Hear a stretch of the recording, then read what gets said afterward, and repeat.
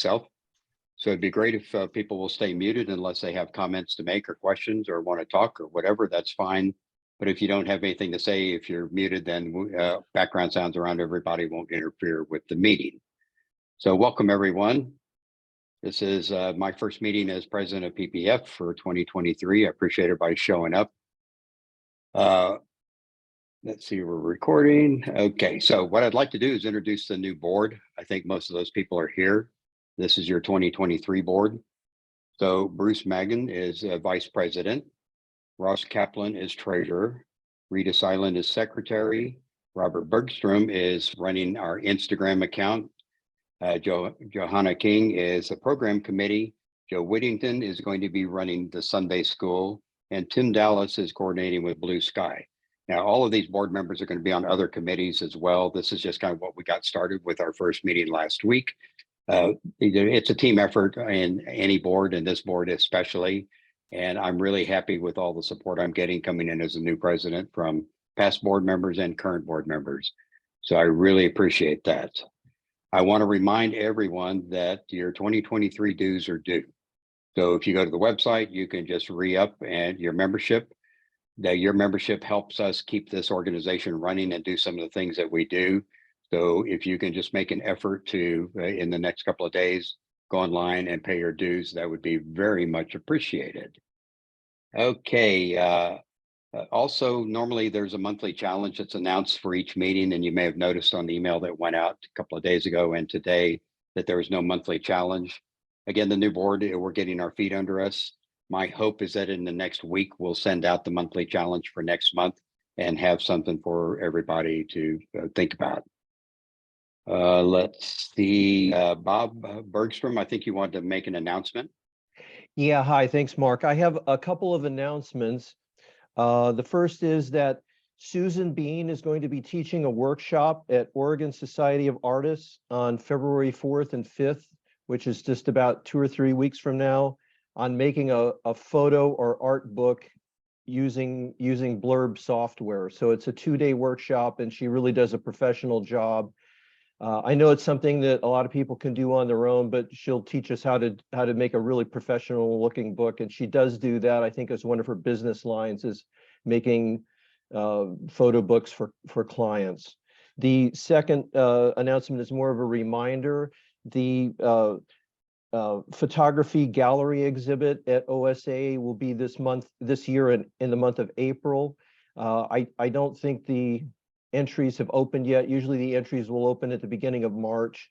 Last year we had a really good turnout by PPF members, so hoping for that again this year. And this year the juror will be Gary Randall. I think Gary spoke to PPF last year in April, so some of you may know Gary. And so OSA, Oregon Society of Artists, is one of the oldest art organizations around, so it's really great that we're involved with some of the things that they're doing. And Susan Bean, she's amazing. If you don't follow her on Instagram, you should, because she does some really cool photography and she does almost everything with her phone. So yeah, that's going to be a good class. Did you have anything else, Bob? Could I ask a quick question to Bob? Yeah. Oh, so Bob, the Susan Bean, what was the date on that? And is that going to be put on the website so that we can sign up if we want? Yeah, so it should be on both the OSA website, and I think we got a link on the PPF website on the events page also. Oh, already? Okay. Yeah, and so it's the February 4th and 5th, which is Saturday and Sunday, the first weekend in February. And PPF members should get member pricing the same as OSA members. I think if you're not an OSA member, I think if you call the office, they'll sign you up and give you the members pricing. Okay, so can we not sign up via the website? We've got to sign up via OSA? I tried signing up on the website first, and if there's a place, say that you're a PPF member, and you should be able to get the member pricing. Okay, thank you. Okay, let me look back at my notes here. Does anybody else have any announcements or something they want to tell us about that's going on? Excuse me, Mark, just 1 second. I would add about Susan Bean. I've made 5 Blurb books, but I've never made anything like she makes. And so Okay. that's why I personally signed up to do it. And something that she will teach, because I asked her if she was going to, is the construction of a magazine. So that means that perhaps it's not going to be as expensive to produce, but yet you've collated a number of images, say from a trip of a lifetime that you wanted to record, but maybe you didn't want to spend the whatever to make it into a hardbound. So I tried to do the magazine on my own and failed miserably. So I have signed up to take this one, and I did not note that I was a PPF member, so I paid just general public prices, and I'm glad to do it. I'm glad to support Oregon Society of Artists. Yeah, the blurb magazines are pretty incredible. The color in them is really good. The paper is nice, and it's perfect for something if you want to keep the cost low, or if you have so many photos that you don't want to buy a big expensive book. So yeah, that was a good thing to remind us of. Anybody And else can have something? Go ahead. Can I make one, since Rita brought up the book topic and Susan Bean is teaching the class, just to let everybody know that, you know, we had the Perspectives exhibition last November in at Lightbox Gallery. And the people who participated, whose pictures are in the book, of course, know that they can go to Blurb Books and buy it, but you don't have to have participated to buy the book. So if you go to the website, our PPF website, and go to books, you'll see a link. And if you don't want to buy the book, you can at least take a look at it. It's, you know, it's viewable in its entirety. But the book, I think, costs $32 on Blurb. And anyway, if you didn't participate, you may not know that, and you might enjoy looking at those pictures. Anybody else have something they'd like to say? Looks like someone named Zoom user is talking, but we can't hear you.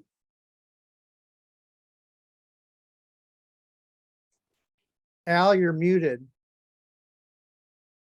It's me, Tim Oh. Dallas. Sorry, I just wanted to thank Pat for all her work on both the book and the exhibition. She just did a stellar job from what I could see, and just, you know, want to give her kudos for that. Oh, thank you so much, Al. Appreciate that. Ditto, ditto, ditto. Thank you. It Okay, was a labor of love, that's for sure. Having done a bunch of books, Pat, is like, I want to also reiterate, like, thank you so much. It's a lot of work. Thanks, Giannis. Appreciate that. I just wanted to mention quickly, since I'm coordinating the Blue Sky Gallery drawer for PPF, I've already reached out to those who are currently exhibiting and who are scheduled to exhibit, but we still have a number of slots open, starting, I think, in the starting in March. So, or no, April. So anyway, if anybody out there would be interested, start thinking about it. I'll get out an email to everybody with more details, but I want to encourage people to try to participate this year, because I think it's a nice connection with the photographic community in Portland to have our drawer filled, and I don't want to lose any opportunities with Blue Sky. Right. Thanks, And just Tim. to add to that, Tim, Iris Nowak and Mike Osborne are currently in the Blue Sky drawers. So just wanted to mention that. Is Iris here tonight? Yes, she is. Okay, good. Tim, I wanted to ask you, is like the commitment, is it a 1 month or 2 months now at Blue Sky? The way it's set up now, it's 2 months. I don't think there's any hard and fast rules. So, you know, I think it would be dependent on how many people want to participate. You know, if we have any people drop out at the last minute, we have to shuffle some things and that sort of thing. So the way it's been, it's a 2 month stint each. But like I say, I think there's probably flexibility with that. I just like to see how many people start showing some interest beyond the people we already have scheduled. Right. Anybody else before we have our first presenter?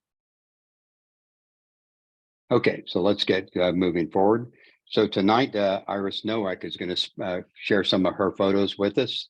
She's going to do a 15-minute program, and then we will be moving on to the main event. So Iris, you can take it away, share your screen if you know how to do that. If you don't, just let me know. I do, but did you guys let me? Yeah, I can. Yeah, you should have permission. Yeah. All right, so, this is a first for me, so bear with me, Okay. everybody. I, Uh, can you all if hear me? you, yes, if you hover over the Zoom, you should see a share screen button. A Yeah, green oh, one I at the know how bottom. that works. Okay, all right. I just wanted to, Okay. the sharing isn't first, me talking with you guys is Okay. first. Yeah, so, and, yeah, I'm a little, you guys are all very accomplished and in your, I see amazing stuff on Instagram lately with abstract series and things. So it's nothing like that. I'm still struggling. I'm still finding my I don't know, my field, if I ever do. So when I was looking, so I'm supposed to talk about my pictures in the Blue Sky drawers right now. So I'm looking at my pictures and trying to figure out how to pick, which ones to pick, because it'd be nice if they all had a theme together. So I was looking at what do I really shoot? And I think you've probably all been there years ago. And so I noticed I do mostly landscapes. Let's see, where's my slideshow? I do some flowers.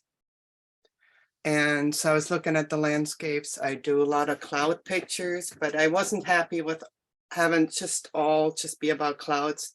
So then finally I just said, well, I can do whatever I want. And I just picked 10 that I liked. So don't try to find a theme. It's mostly landscapes. And these are, I think I picked 30 pictures. Those were my end. When I went through about the last 3 years the 30 that I considered, and then 10 out of those are in the drawer. And I'm not going to tell you which 10. I'm just going to show you those 30. And if you want to know which ones I actually put in, you're going to have to go to the drawers and look at them. So maybe if you're nice and ask me, I will let you know.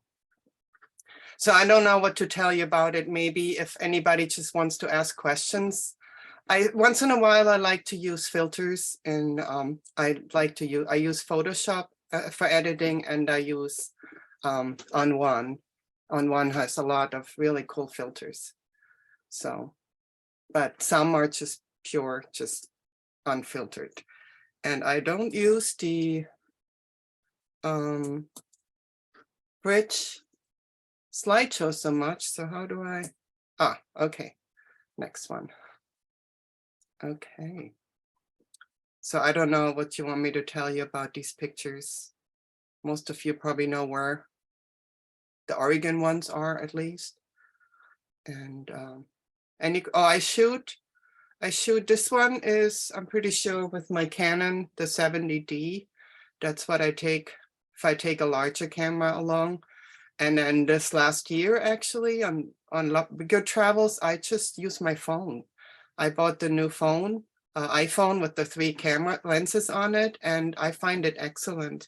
So I don't have to drag around the big camera anymore. And it's smaller even than my little Sony mirrorless. Iris, maybe you can tell us why you like these photos that you picked, what excites you about them. Okay, yeah, that might be a good question. So especially in this, like I mentioned before with the clouds, my background is I'm a graphic designer. So I'm always into patterns and form. And it's maybe not so much, obviously there's nothing there. And I do like portraits too, but I don't think there's any portraits in this series. But I like the patterns that I find in nature, especially the clouds, and when the clouds reflect or repeat, or vice versa, what the landscape does. So this, and then going over the dunes, I mean, the clouds are just overpowering down there. Iris, can I ask, this is Giannis, and like you say, you use both On1 and Photoshop, and I'm kind of curious because I also tend to use both, is like, when do you decide to use which one? Or how do you decide? So if I shoot, excuse me, still working on a cough. When I take my big camera, and actually the phone too, I shoot raw. So I read in all my pictures in Photoshop, and I do the editing in Photoshop because I've been using Photoshop for over 20 years in my job. And it's just, I never even went into Lightroom because it doesn't have everything that Photoshop has. And then this automatic sorting and stuff, it just made me nuts. So I let Lightroom go. Meanwhile, that developed and has a lot of stuff. Maybe I should go in and look at the functions, but I just go into Photoshop. So the whole editing, the basic, when you open up the raw, I do all that in Photoshop. And then if it's a picture that, like the flower that I started with, that I think that would be cool in a grungy look or something, then I go into on one and use the templates in there. That's just me, and I need to learn more on both, mostly in on one, because I think a lot of the stuff, the diagrams are there too, but I'm just so used to Photoshop that I use that. Yeah, so nuts. Yeah, the gorge, again, the clouds, and right after a pretty hefty rain shower. Whoops. This now is a little different, but that's one of the filters on one that I used. They have a whole series of what they call antiques, and I thought that would be that works really well with this old restored carousel there at the foot of the Brooklyn Bridge.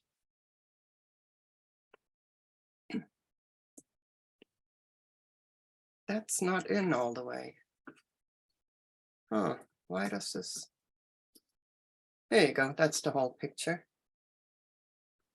Again, this one, of course, it's extreme because it's hard to see where the building starts and ends and the clouds reflect. So again, all the texture and nature and the landscape in this case being the building, how they reflect and overlap literally here. That's the new World Trade Center, I think you guys know, in New York. And then that's the subway station by the new World Trade Center. And I love that whole form and design, and it's so abstract, just the thing itself. And no, there's not a man standing on there. It's some kind of, I think it's lightning protection thingy. So Iris, this one is a black and white. Why choose black and white and color on some? And what's your decision-making process? When the form takes precedence over the landscape or anything like that, or it just becomes the whole subject, I tend to go into black and white because I find black and white brings out the texture of the forms more, especially when it comes to man-made objects. It's just, I flip back and forth and then what I like more. This is out in Eastern Oregon and Hawaii. That too. This one is not man-made, but the textures and they're really just gray and green, grayish green tones. And in black and white, it really gave it more contrast, and the whole texture came out more in this case here. And there's one of those cloud pictures I've been talking about. Sun setting. Amazing to see on that last one, the mirroring, as you mentioned before, of the clouds and the formations of the grass humps. Right. I love that when that happens. I didn't know, but when I went through my pictures, apparently I'm always looking for that. And that's also out. I left, that's actually my husband. I left him in there because of the the scale reference, because this could just be a little rock in front.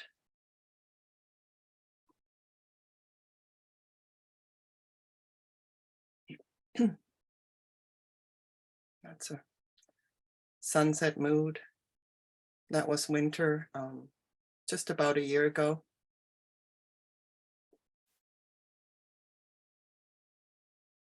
Here's the gorge again.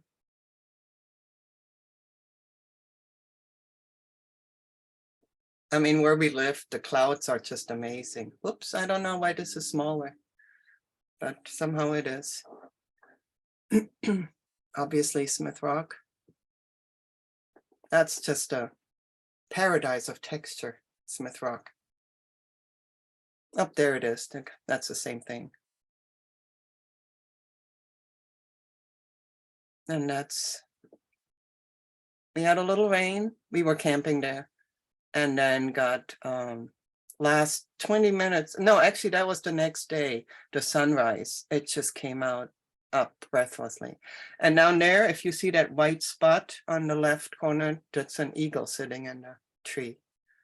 But it's really tiny. I don't know if you can see my mouse. And then there's a second one. I never heard it screech. They actually circle to each other, and it's like they're telling them each other's stories. It was amazing, but has nothing to do with the photo.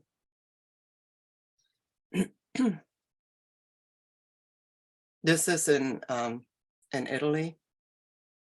This is actually done with the phone.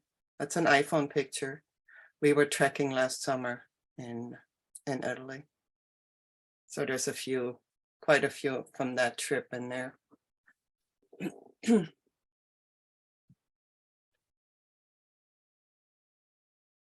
And being in the mountain, of course, we had every day clouds and sun and a little rain and clouds again.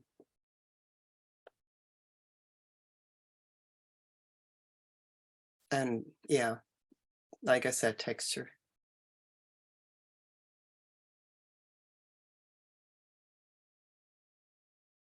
And panorama, of course. We actually stayed in that refugio up there. It's pretty cool.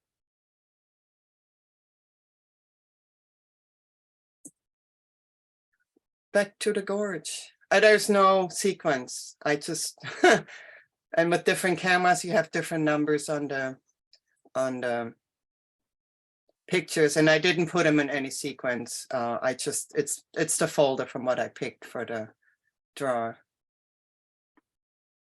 It's kind of always the same spot because I teach a camp in the summer in the gorge, and it's this place. It's called Manuka Retreat up in Corbett, and they have this amazing view from their pool. And to the right there, you see the Vista House. So it's out on the cliff just before the Vista House. Kind of the women's forum's close to that. And I would get up before camp at 5 in the morning and watch sunrise because it's worth it, as you can see. Oh, now we're back in Italy. Sorry about the back and forth.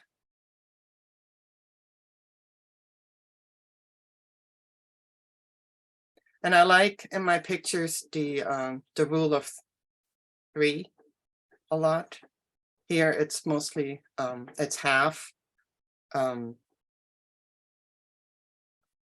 horizontal, and then the 3 is vertical. I don't know if you see that.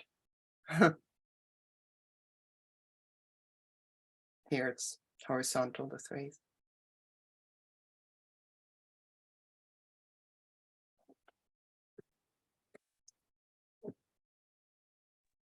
Iris, is this the Dolomites? Yes, it is. We were trekking the Alta Via. I don't know if anybody is familiar with that.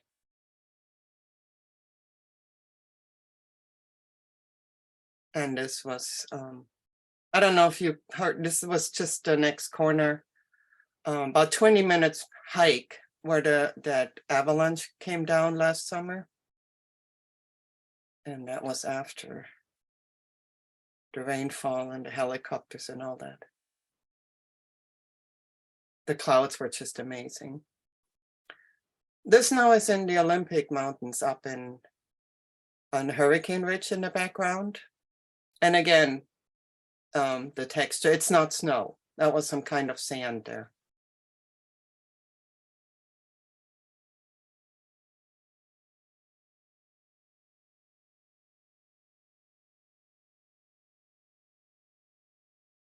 And the colors are beautiful up there. Again, I do the thirds. That's my thing. I recognize that very spot. You fight there. Yeah. And that is from that hike. The layers are just beautiful up there.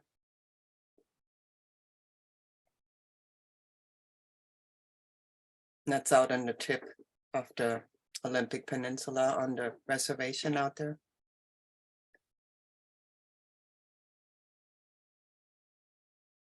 And now I'm back in Eastern Oregon.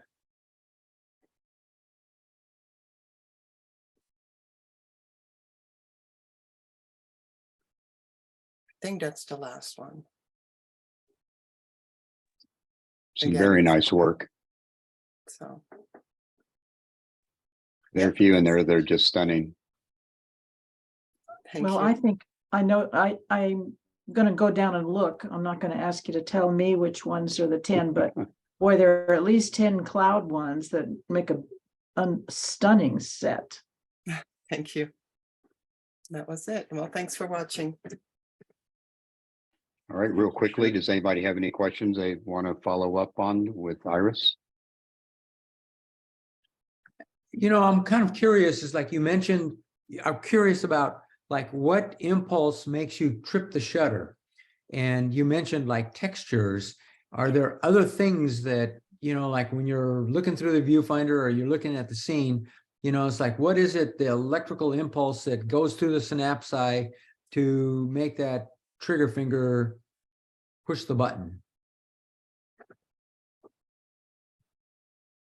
I don't know. It's a tough question. I mean, you look out and I guess if your breath gets caught, I click, which sometimes is a lot of times and sometimes not. Maybe it's also a mood thing. I don't know. You just look out. Texture does. A lot of times I don't have many in there. Is old trees, wood, like in Utah, they're always twirling and they're sunburned, those kind of things too.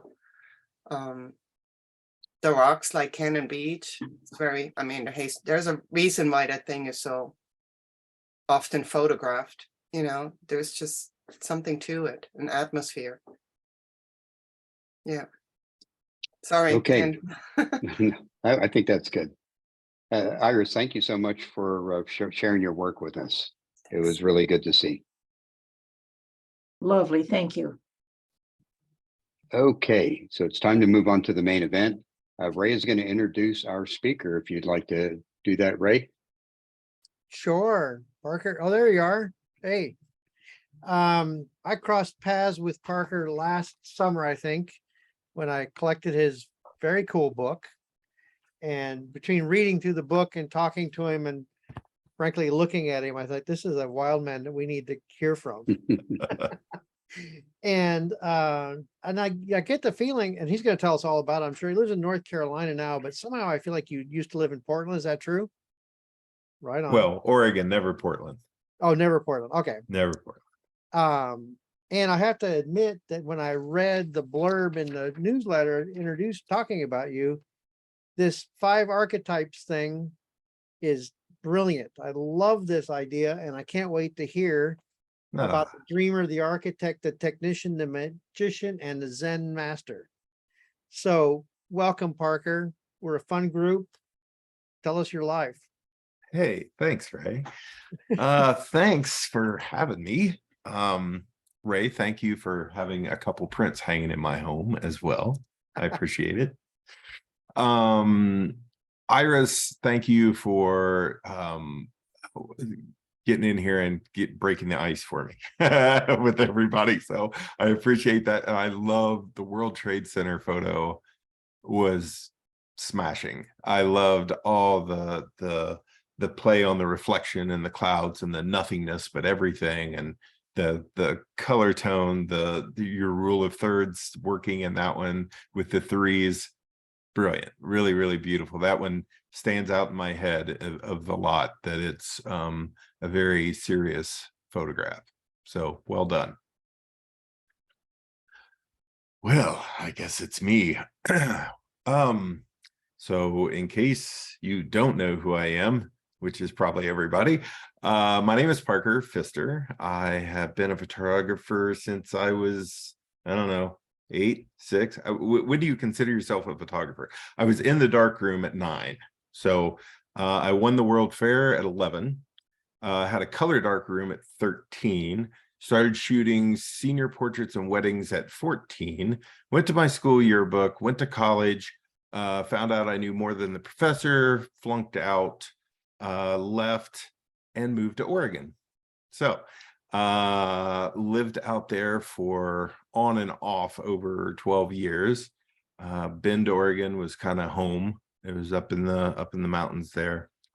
The first time I moved to Oregon was just a conversation in a parking lot. It's like, oh, my buddy was moving to Oregon. I'm like, I'm going with you. And on a day's notice, I packed up my Volkswagen, headed to Oregon to have, I don't know, $186 I think I had in my pocket. Made it out to Oregon and stayed at his uncle's house. And the very first night, everything in my car was stolen. So thanks, Salem. Love it. So everything was stolen, all my camera equipment, everything I had done, all my fly rods. Those were my two main loves. And it's all gone. So got a little underwater camera to shoot the fish that I caught, and a Horseman VHR, I think at the time, as a 6x9 rotating back and shot landscape, and then sold them in galleries and did little one-of-a-kind books and things like that back then. And then got dragged back into wedding photography by my heels, said I'd never ever do it again. And I did it for the last 20 years, quitting 3 years ago. Hallelujah.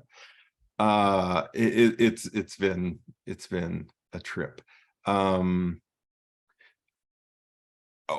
Through this, I guess in 2000 or so, 2001, I started teaching photography, which is kind of crazy. And then that started becoming a big thing that I do every year, holding these retreats all over the world and taking people to all these amazing locations and showing them who they are. It started out, I taught people how to do stuff, right? And the tricks and the gimmicks and the stuff. And the more I did that, you know, after 10, 15 years of that, I was like, there's something more to it. It's not about technique. It's not about, it's the human holding the camera. And that has to happen, you know, damn the AI and all of that stuff. It's like, this has to happen. So I really started diving into, well, what makes a photographer tick? It's not about the techniques and the tricks and the stuff, and because everybody can have the same. And I started learning this in my own workshops that I would give, and I would watch everybody and they would all have the same setting and all have the same subject, and everything was just exactly the same, maybe a little bit of foot placement. And it looked like you were on a different planet in every image. Like everybody frames differently, everybody reacts to the subject differently, and all these things just happen. And it's like, oh my God, there's so much more to, even if you have all the knowledge, we got to dig deeper into ourselves of why we're tripping the shutter in the first place. And that was a great question towards Iris that Janice made, maybe. I can't remember who made the question, but I really enjoyed that, because that's something I think about every time I push the trigger.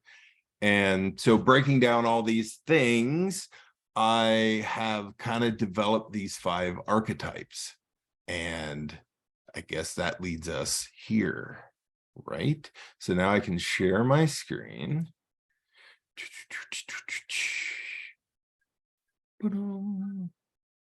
Is that sharing?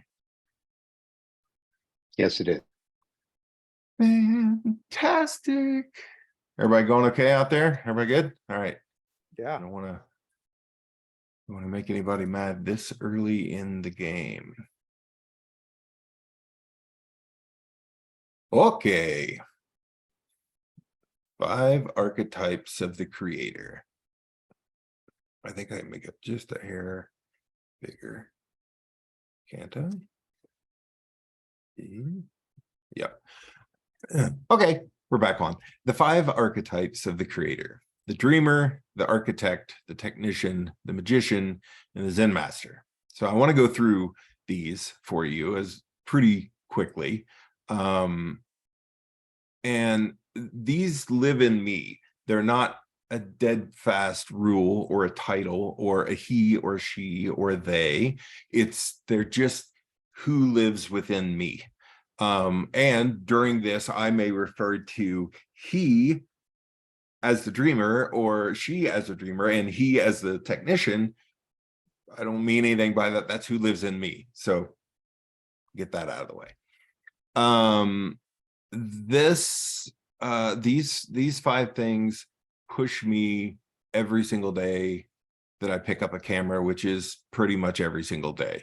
We go out walking, camera's always in my pocket. When I'm driving, camera's always on my dash. I shoot the majority of my work with this little tiny thing, which is a Ricoh GR2, the old model. It's just a little crop sensor, fixed 28 lens. We can get into questions if you have. So I'm constantly being pushed, and these 5 things are what push me. And the dreamer, well, that's me. That's what I got in trouble with in school every day. I would hear, well, the J, Parker J, stands for Jason. And I know you probably thought it was genius, but it wasn't. And I'd hear, Jason, pay attention. And I'd be daydreaming out the window like constantly. So that is one of my biggest superpowers, I believe. That's why for me, the dreamer is first in the list, because the dreamer is the root of everything for me. Everything that I create, everything that I spew, it's all about the dream. It's a dream of helping others. It's a dream of creating images that actually help the world somehow, save the world. Tall order, but like this is where the dreamer comes in. It's like the initial spark to get everything, the genesis. It's one of my images coming from a dreamer sense has traveled around the world in one of the largest photo displays of all time, and it's 100 images that changed the world. It was put on by the Lucy Foundation, and it has been to the United Nations. It's been to the Vatican. It's been to the Philippines and Bangkok Royal Photography Palace. All these amazing places, and it all came from, well, really the Zen master, but I don't want to ruin it for you because we'll get to him in a minute. But that's a Zen master image. It's like everything came together, right? And so let's talk about these. So I don't want to get you. So the dreamer, it's all about concepts and ideas and dreaming this idea or seeing a word or a phrase of lassoing the stars. And what does that look like? Well, how can I create that? Well, I had this vision of how I could do it. And so then you go out and you just do it, and you try and try and try and try. It's like my 5th attempt at doing this, and probably my 20th attempt doing it this particular time. Parker, could I ask one quick favor of you, is move your little mouse arrow out of the way so we can appreciate your pictures without that little thing. That was just a star. It's a consolation. Don't bother. Thank you. Kidding. I didn't even think you could see it on there. That's bizarre. Okay. So, coming up with this concept and doing this and dreaming it up, and then just taking it, I teach this in all my mentoring and workshops is, okay, that's awesome. You got to this point, now take another step. One more step, one more step. So one more step, one more step, one more step led me to bringing a tilt adapter for my lens and shooting this in that fashion to give this otherworldly, other plane, other dimension kind of feel through it. And then I screwed it up by putting a little strobe in the bushes below there. I wish I wouldn't have done that, and I could easily clone that out, but I don't like cloning things out unless it's, you know, especially when I did it and it's my fault. That's something I have to wear. That's something I have to look at and learn from. So if I clone it out of there, it's like, you know, I can do whatever I want and just do it all in post, but that ain't me. I still work in a dark room. There's just that that old school mentality in me, or dinosaur, or old man, or whatever. Started shooting dance companies from New York, and always trying to come up with something beyond what they ask for. You know, they want their shots for their promo things and everything. And, you know, I did this throughout shooting weddings for so long, was give me 15 minutes where I'm allowed to shoot anything I want, and then I'll just do whatever you want me to do the rest of the day. And that's kind of what this is. This is my 15 minutes in more of a corporate editorial type shoot. This is a single frame. It's not multiple exposure. I think in a different plane sometime with this. So they're dancers. So I orchestrated, and, you know, I think this ended up being a 30-second exposure. So he's actually quite soft. He's not really sharp. It's all under ambient light. And I held the pose of them. I tried to get 15, 15, 15, 15 and get there as quickly as you can. But I want you to move just a little bit. I don't want you to be too sharp. So she's ghosted out in a, you know, a quarter stop or a quarter power each time. So it ends up with this instead of layering in Photoshop and doing all the, you know, that, which I'm not into. Parker, are you shooting film? I shoot film, I shoot paper, anything large format. I usually shoot on paper these days, direct to paper, and film is like other stuff. And then I shoot a lot of digital. What you're seeing here, this is all digital. And I'm a firm believer in a small package.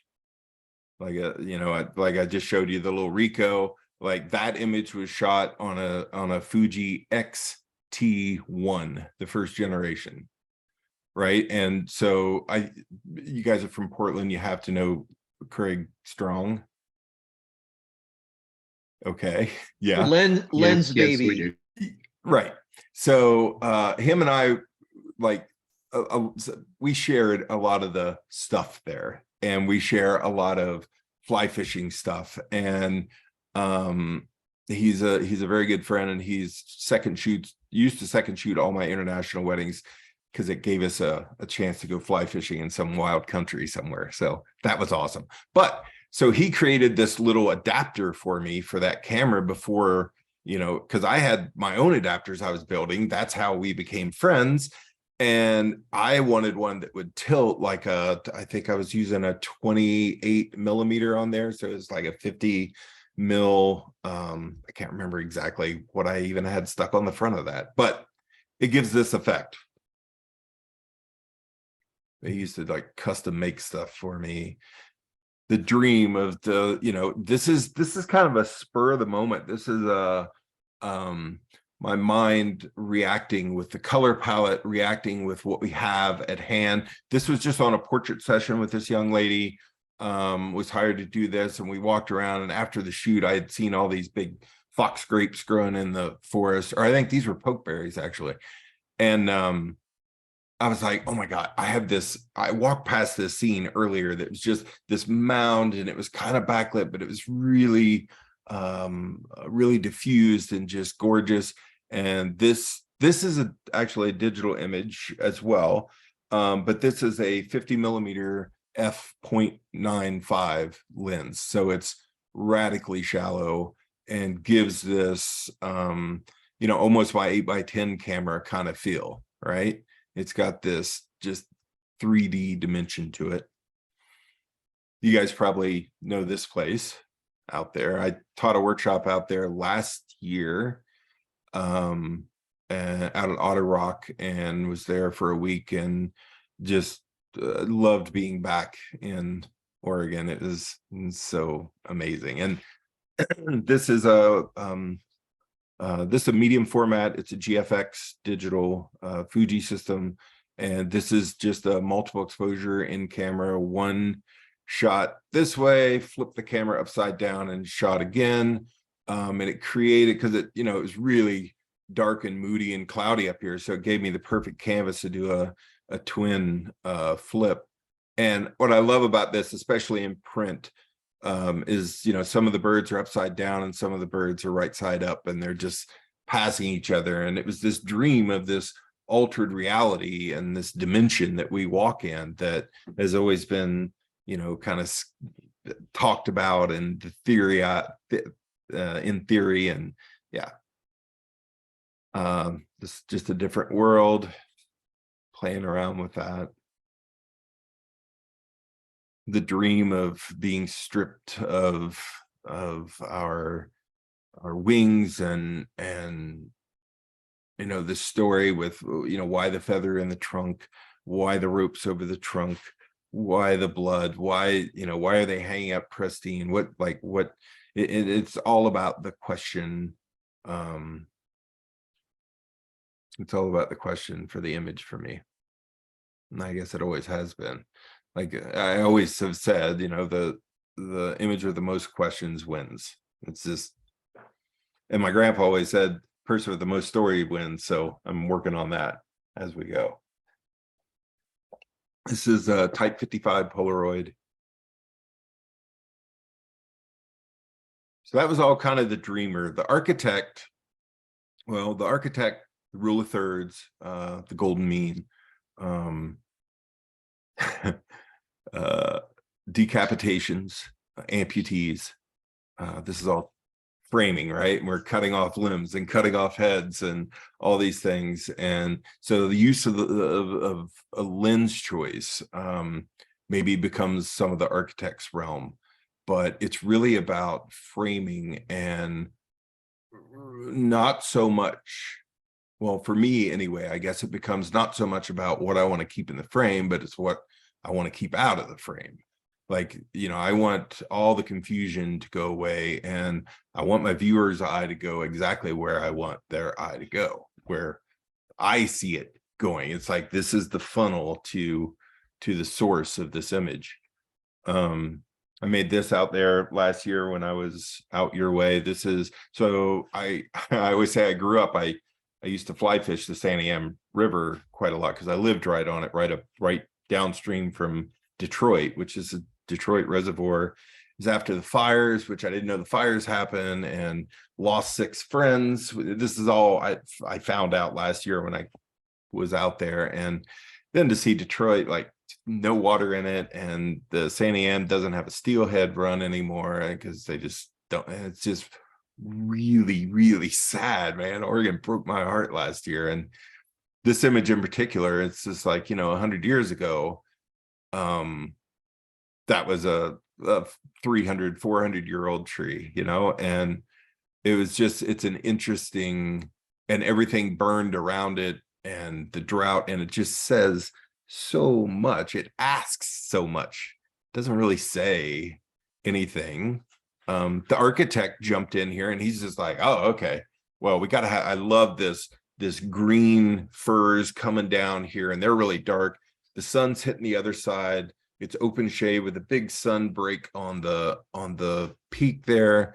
So like the tonal values, I want that to be with the stump coming down into not quite a third of the image, and then the rest of the stumps trailing off with the little water behind it. And I love this. And this is, so the GFX medium format shoots in a 25x64 format in camera. So I literally see everything panoramic. And so, and most everything that you will see tonight in here is a JPEG. I shoot JPEGs almost extensively. I'll shoot a raw backup when I'm shooting a big job. Most of the time I shoot JPEGs, and what it is what it is. If I want it black and white, I want to shoot it in black and white in the camera, and it'll be a JPEG. And that's just the way I operate it. I treat it very much like film. It's like, this is what it is. And I think, you know, well, God, so I worked for Canon for 8 years as an explorer of light, and we always butted heads with, they wanted me to shoot raw, and I just didn't want to shoot raw. And it's like, look at what you're missing. It's like, all that stuff confuses me. Like, you're giving us things we don't even need. And we get all this tonal range. We get so much tonal range, we don't know what to do with it. And now everybody's trying to make it, we need more contrast, give it more contrast. Like, we shoot a friggin' JPEG and set it in your camera and it's done. And you don't have to sit behind a desk. You can be out there saying something, right? Parker, can I ask you on that last question? It's like, how many shots did you shoot on that particular, we'll call it vision? And then how did you decide that if you shot more than one, how did you decide that this was the keeper? Of this particular frame, I think I made 3 clicks. And I was out there from about an hour and a half before sunset till about 1 in the morning. So I was shooting the stars over the stumps, and I was like, truth be told, I was mourning. Like, I felt like I was mourning. I was sickened. I cried. Like, all these things came back. Like, I really became a man in these hills, you know, in the mountains, and went down and caught fish, caught a steelhead once a week on a fly rod. And it's like, you know, everybody's like, they're a fish of a million casts. Like, I catch one a week, go eat it. And it's all gone. And the forest was completely burned all the way from Mill City up. And so I was just really sad. So I stayed out there a long time. So I made probably, I'm going to say 50 images while I was out there. I'm very intentional with what I make. I frame it up just like I would be using a piece of silver or a piece of paper, you know, and it's like, this costs money and it costs time, and I want it to be right. So I try to get everything perfect, use a level, do all the stuff. And yeah. Now with this guy, I shoot it a little bit more, but it just depends on what I'm doing with it, which we're going to talk about that in a minute, which I got to get through these. This is in my South Dakota Badlands workshop. There's this one lone tree out in the middle of, literally, you can't see another tree, and it's just it. And so I had this idea of this this last tree being, I don't know, the last piece of warmth for a family, last meal.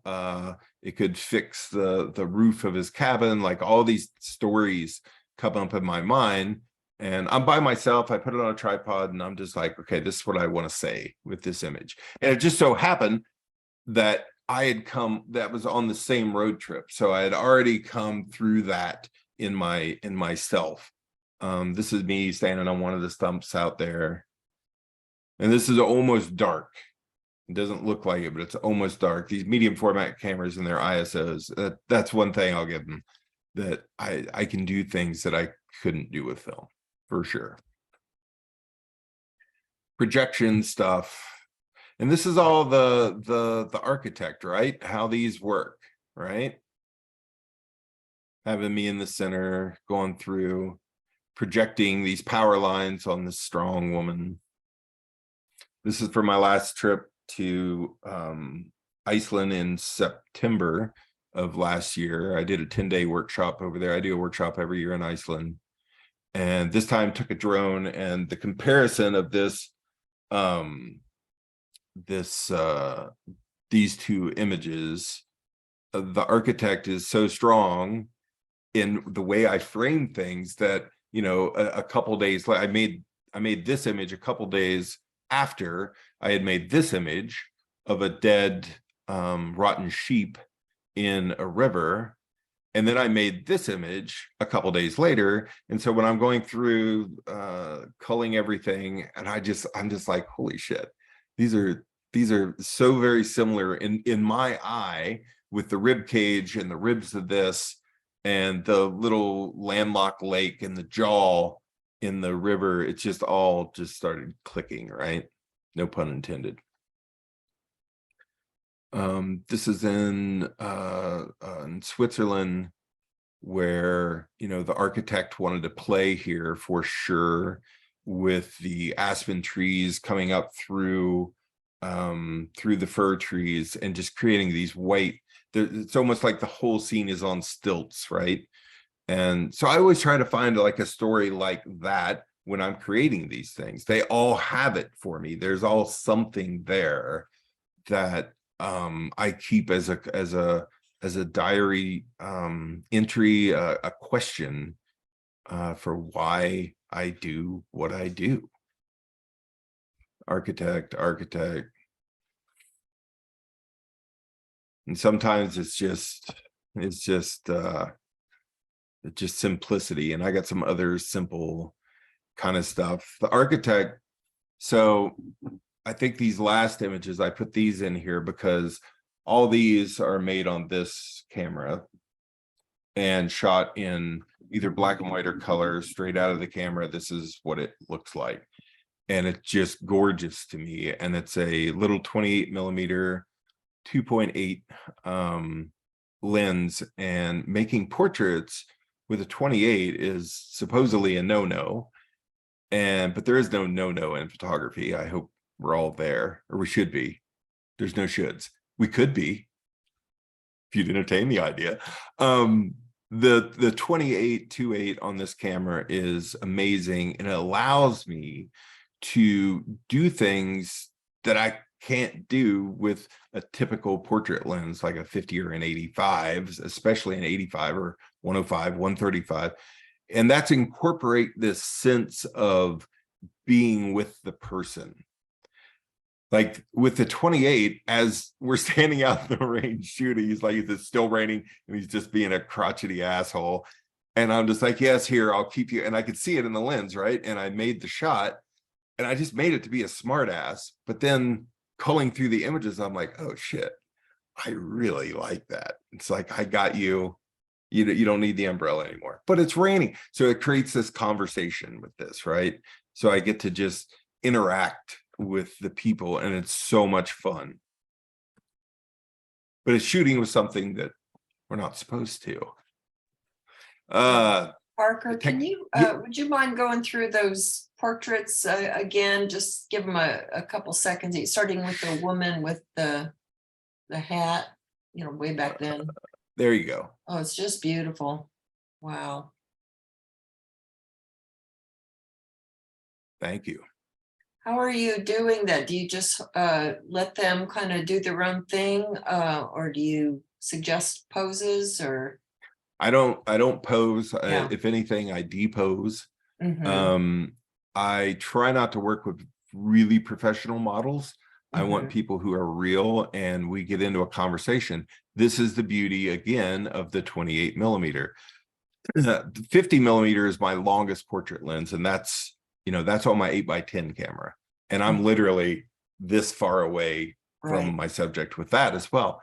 Mhm. And what I love about it is that I can interact with them in such a personal way, and just the tone of my voice. And I can talk really down, and I can be talking, and we can do it. And I can, like with this camera, I'm just clicking. Like it's a 28 and she's here. All I got to do is keep Right. it square. And I Yeah. know a frame, right? You get, after you use it for so long, I don't have to look at the back, and I'm just talking to her. And this eye contact's just like the 8x10, what I do with it. And then it's like, if I need to, my voice goes up, my voice goes, Mhm. they laugh, and then they do that and click. And that's your shot. And we just have a conversation. We talk about, sometimes depending on the mood of the shoot and what we're going for, we talk about really deep, dark things and letting things out. Sometimes we talk about, you know, the weather. So, you know, it just, whatever gets the reaction. Like, you know, This one. Yeah. what's that? Yeah, like this one, the reaction is Incredible. Yeah. Yeah. And Richard props, Avedon was a genius at that. Yeah. And like that was the one thing I really picked up off of him, is using short lenses. Like he Yeah, always had a that- short lens on his 810, and right. like And that approach that you were talking about, talking very softly with the subject, I've seen him in action doing that sort of thing. So it's just beautiful results. like in real life. I've seen a documentary of it where he's doing Oh. that. Not in real life, no. I thought you got to see work in real life. I was like, Oh, oh, Pat, you're my Wouldn't new that be hero. something? Yeah, it sure would. Anybody here hang out with Richard Avedon? Mhm. But this camera's got grit.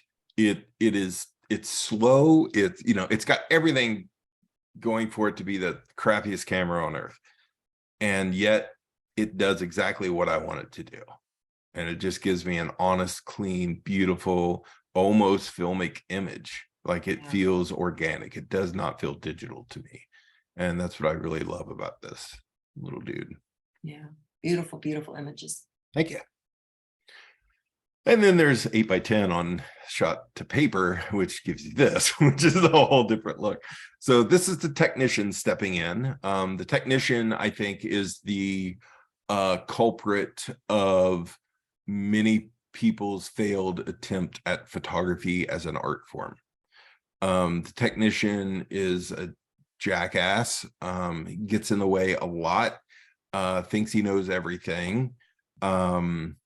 He does lens selection as well, shutter speeds, ISO, diffraction, all this kind of stuff. And it's just boring. It's things we need to know, but it's not like that is what photography is about to the technician. And sometimes we got to take the technician out behind the building, if you know what I mean, and let somebody else have the driver's seat, because technician will get you in trouble by going cookie cutter, going formula, going repetitive over and over again stuff, which will kill an inner artist real fast. So keeping the technician at bay will, I think, really bring your art form to a higher level, which seems opposite, but it isn't. I know this for certain. But the technician knows his shit. He knows how to light things. He knows how to give dimension, knows how to work the paper, knows how to do the developer and all that kind of stuff. Technician can come up with ideas like, oh my God, I love this sign that Jesus is watching you in the adult video right next to it. And this is somewhere in Colorado or New Mexico, Colorado border. And the sun's blaring in, and we were staying in the hotel across the way. So I was like, RJ, quick, go into our room and steal the mirror off the wall. So RJ ran in and he grabbed the mirror off the wall, and he came out, and that's him standing in the frame on the left or on the right. And you can see in the mirror, it says Jesus is watching you, because he's the one reflecting the sun back into Jesus's eyes to make that little square on there, right? And so this is the technician that can step up and say, oh, okay, I got my protractor out, and if we had something really shiny right there, holy shit. And if it was just big enough, it could cover his face. We were hoping to cover his face, but that's what we got. But it was just his eyes, and it was perfect, right? Jesus is watching you, adult video, and then the friggin' pigeon flies off. Thank you. That's part magician there too. We'll get into him in a minute. Yeah, can I just make Leonardo da Vinci said that the supreme misfortune is when theory outstrips practice. And I love it. I'm taken as like the technician. And Yes. I know I had an incredible project, and my theory far outstripped my technical. Yep. And I love that something I said spurred you to come up with Leonardo da Vinci. So thank you for that, Giannis. That just maybe I'm not going to be able to get my head through the door now. So back when I used to photograph weddings, I would do things a little differently. This is again a choreographed moment, right? It was just like those dancers. Remember we saw the dancers flying around? Same thing here. This was I think this one was a 4-minute exposure, if I remember right. And so I had to orchestrate the time, and then you become the mathematician. And this is the technician. Like if your technician knows all this shit, you can just step up and do whatever you want. Like then you're free to create. You're free to, then you could turn the dreamer loose, right? And that's where you want to get to, is turning your dreamer loose, because the dreamer can really push you down the channel, push you to where you want to go. We're still on the technician stage here, so knowing what a lens looks like, knowing how it renders, knowing how it vignettes, knowing the sharpness of the center, and going to that for a particular look. Like this is a super rare 125 millimeter f2 Schneider lens that was made in Germany and was put in the bottom of the bomber bellies for recon photos at night on a 4x5 camera.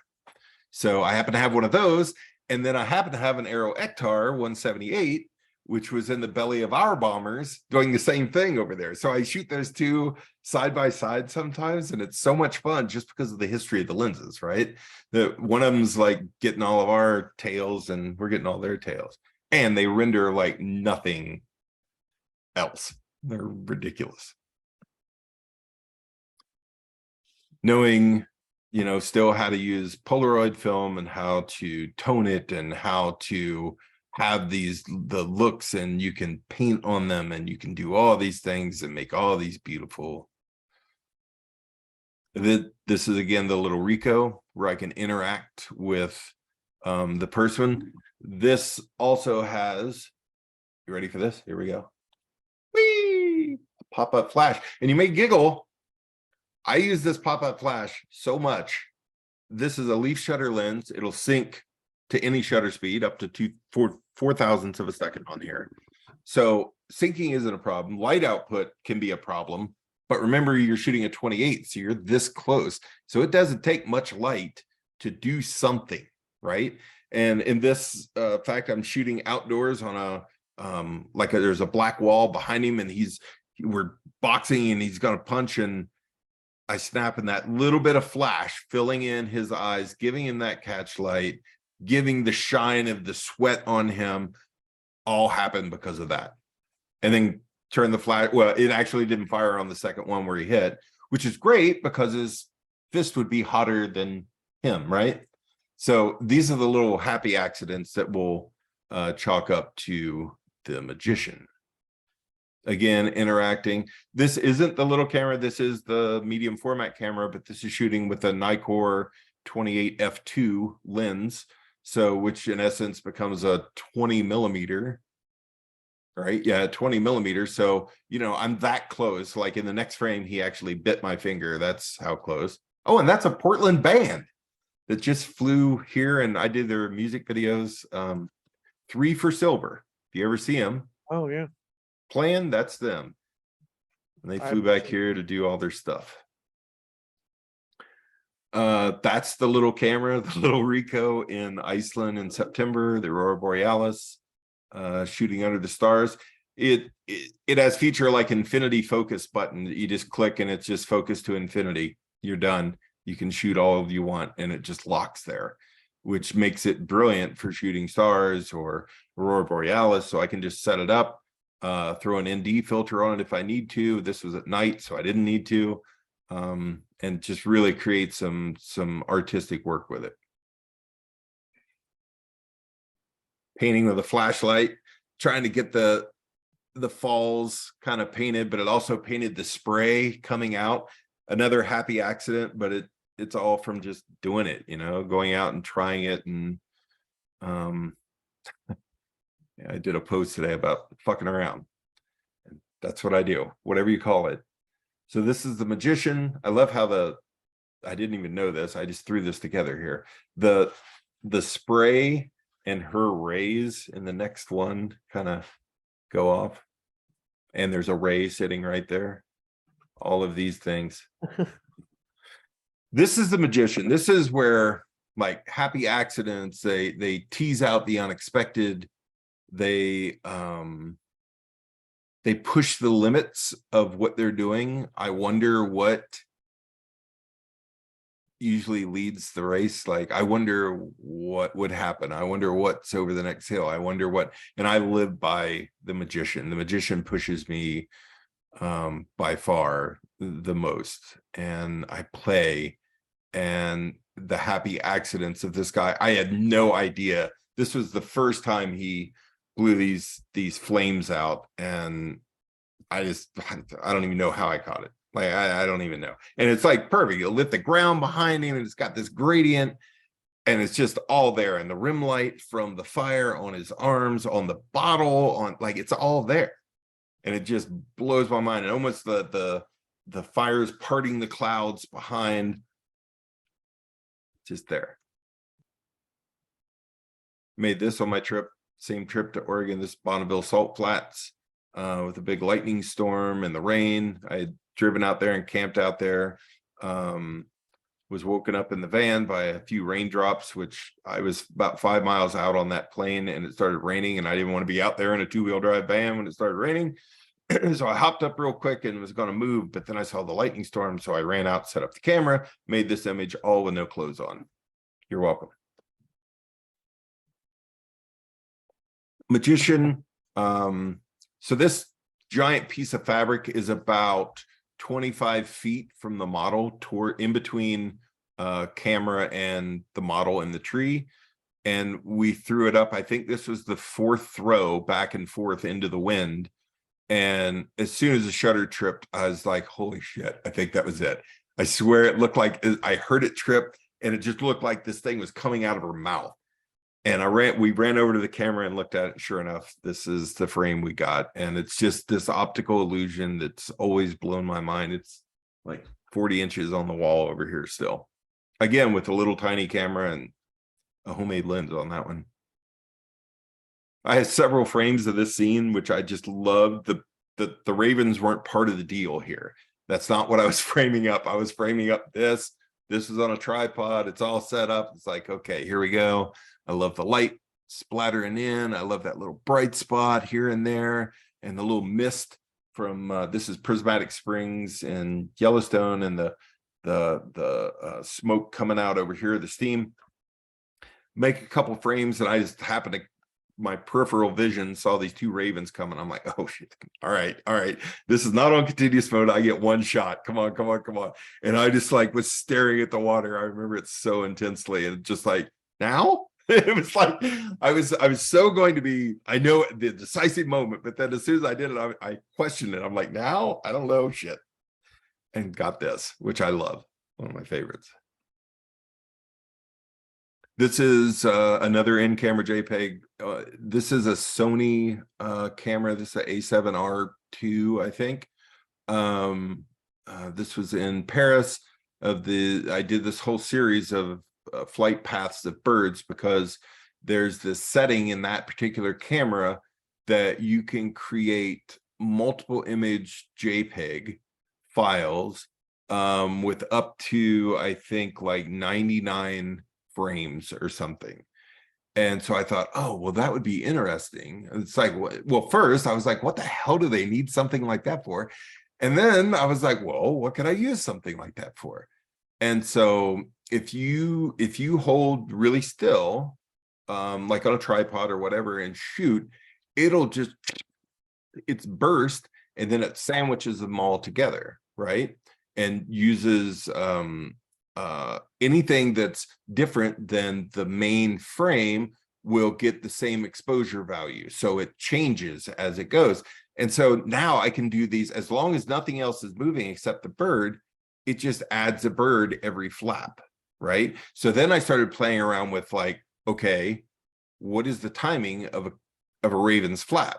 So then it's like, all right, is it 6 frames a second? Is it 10 frames a second? So I'm playing around with the frame rate just to try to get the on off. And this was not it, but it's close.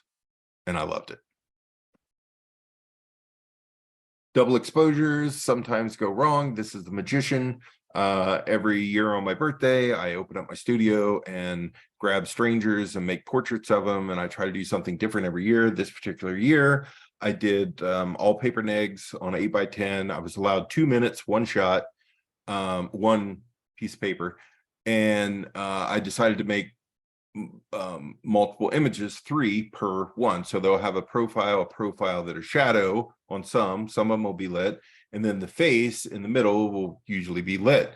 And this particular photo was supposed to have shadow, or silhouette, and then her head crossing will make the dark patch where her face was going to be and lit.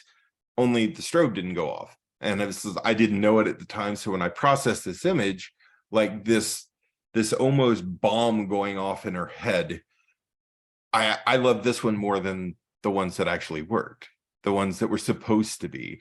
And this one has, and you know, the why is because it has more questions, right? It has more story. It has more, okay, what am I looking at here? Why is this? Like, what is this trying to say? Like, there's just more question to it. And that's what I aim for. This is aimed out the front windshield driving around Iceland. It's soft, it's blurry. I'm driving 60 miles an hour. It's raining. It's through the windshield wipers and all with the little point and shoot on my lap at all times. And I just love this frame. It's so telling of where we were and racing to get to the spot. Same thing. Double exposure, one this way, one that way, real quick with the birds flying over. Me driving down the road. This is printed big in the house. I love this one. This is one of my favorites. Parker, what kind of paper are you using to expose on? I use Ilford grade 2. And it depends. Sometimes I use fiber paper, sometimes I use RC. It just depends on whether I'm going to do some toning or other things to it. The RC works a lot better, especially if you're going to scan it in to do a larger representation of it. It just scans a lot better. The fiber paper doesn't scan so well. I mean, it's good. It's fine. I had a question, Parker. It's Sure. Mia. Do you title all your images, or do you let the viewer do that? Well, I don't have titles for them unless I have to. I guess, does that answer the question? Yes, yes. I typically, because, I mean, don't. Like some of them I do, like the red fabric we threw in the air and it's coming out of her mouth. That's always been called the dragon. It was called the dragon at the moment of conception. So we call it the dragon, right? And the other stuff, no, it's more, I don't know. Yeah, I don't like when I put it on my site or in galleries, they usually have a name, yes. But I have to name them afterwards and I have to dig deep, and it's a grueling process. What in the world? Can't I just grab something out of my ass and just like, okay, the birds in a windshield? It's like, no, I can't do that. I got to spend a day coming up with a name for this now. It's like, thanks a lot, gallery. Thanks a lot, interweb. Great question, though. Thank you. I've been following you for years. Oh, thanks. Well, you were going to come out here. I think it was What? right before the pandemic started. I mean, literally like a month. You were going to come out and do something here in the gorge. Yep, in the and I was going gorge. to come stalk you because I didn't have enough money at that time. Yeah, well, and it got canceled Yes, and it did. ended up having it 2 years later, last year, out at Otter Rock. Same people. They all hung in there and we did it out there and it was amazing. So come back. I'd like to. So we've talked about how are we doing on time? We okay? Yes, you have until 9, and that would be questions afterward as well. Oh, okay, great. So the Zen Master. So we've gone through the technician. We've gone through the dreamer, the architect, and the magician. And last for me is the Zen Master, which is kind of funny to say that she is last, but it's like keeping me in line and in order and in one direction is a full-time job for anybody, and especially myself. or the Zen master that lives within me. So all these archetypes don't necessarily play well together, as you can imagine. The technician wants to take the reins, the architect wants his say in it and doesn't agree with the technician's direction of light, doesn't agree with the technician's lens choice. The magician's like, you guys are like picking this apart, can't you just let it be and just see what happens, like, you know? And then the dreamer's like, wait, we are so far off from what the concept of this. What are we even doing here? Why are we even lighting this? Do we have a reason we're like, guys, why are we lighting this? So this is the shit that goes on in my head, and I'm crazy for it. But the Zen master tries to keep it all in line, right? It's usually not as easy as it can be. But the ring leader will, while you're set up in this beautiful location in the Grand Tetons and you're waiting on your special bird to fly over, because it always does, you know it will, you just got to hold out. I have this crazy, anybody that knows me well has had a experience with me and birds. Like, I shit you not, at the absolute perfect time, something will happen in front of my lens, and I've got just all these amazing bird shots, and they're very personal to me. Like, I do have a feather in me somewhere, you know, there's something there. So I'm sitting here literally, all right, bird, come on, I know you're coming, where you at? And I hear this noise come around the corner of this lake, and this is a river coming into a lake. It's a little inlet. And I was actually watching the trout and shooting and watching my peripheral, and I hear this noise, and I look over, and here comes this canoe out of the shadows, and I'm like, you got to be shitting. That's even better than a bird. And I'm just like, he's like, mine is shot, and I'm like, no, you're fine, man, just go on through. Like, I didn't want to like get him to stop what he was doing at all. I didn't want to say, yeah, could you move to the right just a little tiny bit? Could you do this? It's just like, yeah, you're fine. I'm shooting bird, I'm shot on the ground. So he continued paddling straight on through, and I grabbed this shot, and I just absolutely love it. And it was just timing, it was the placement, it was knowing I get one frame. With that GFX, it's like click, click, click, you know, it's not real fast. With my 8x10, I get one, you know, it's like the eighth of a frame per second or something, I don't know. And so I just had to get one, and I was just watching that little clearing, my protractor's out, the technician's gone on, like all these things are coming online instantly. And if you think about it, as a photographer, all these things are happening simultaneously to you too, right? And it's just giving the authority to be weighed over here a little bit more, or a little bit less over here. And it's like, all right, we've already got our exposure. We know we're set, we're locked. We don't need the architect, because we've already got it on a tripod. It's set, everything's good. We just need some magic. The magician just came in, gave us a freaking dude in a canoe. And it's just like, all right, what do we do? And it's like, this is Zen Master, man. Just click it, feel it, it'll come. And it does. It does. And by the way, I toured with the Dead for 5 years in Oregon. So this is part of me too. Maybe that's where it comes from. What happens when you pour boiling water on silver gelatin paper? That. And what happens when you also do a Sabatier print before you do that? That. I had no idea. It just came from play and scalded fingers and a lot of shitty images, but that moved me in the darkroom. Like, I'm like, oh wow, I did this. This is cool. Direct to positive silver paper, which I love. This is the Ilford Harmon stuff. Has anybody played with that at all out there? It's kind of fun. It's all over the board as far as how to rate it. Like people say it's a 8 ISO film. I get about a quarter ISO with it. So I don't know how they're getting 8 ISO out of this, but this is 16,000 watts of light to light her. So I've got 4 4800 Speedtron packs lighting this thing at f8. Same here. That's the old Aero Ektar on the 4x5 shooting the E100S, which I miss. Oh my God, that film was so yummy.